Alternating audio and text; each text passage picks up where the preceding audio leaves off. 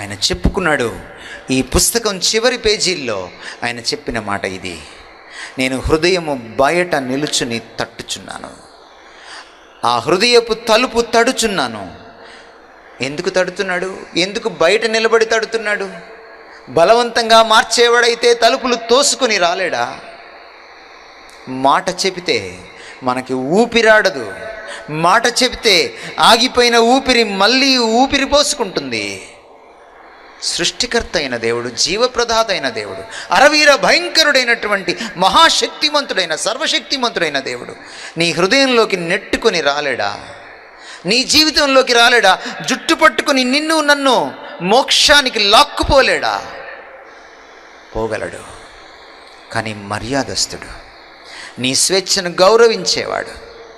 అందుకని ఆయన ఈ మాట చెప్తున్నాడు: నేను హృదయము బయట నిలబడి తలుపు తట్టుచున్నాను. ఎవడైనను నా స్వరము విని తలుపు తీసిన ఎడల నేను అతనిలోనికి ఆమెలోనికి వస్తాను, అతనితో ఆమెతో సహవసిస్తాను. తలుపు తీస్తేనే. ఏ మతంలోనైనా బలవంతపు మత మార్పిళ్ళు ఉంటాయేమో కానీ క్రైస్తవంలో క్రీస్తు శిష్యులుగా మారేటప్పుడు బలవంతపు మత మార్పిడి సాధ్యం కాదు.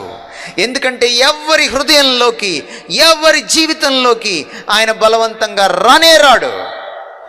మీరు పిలిస్తేనే వస్తాడు.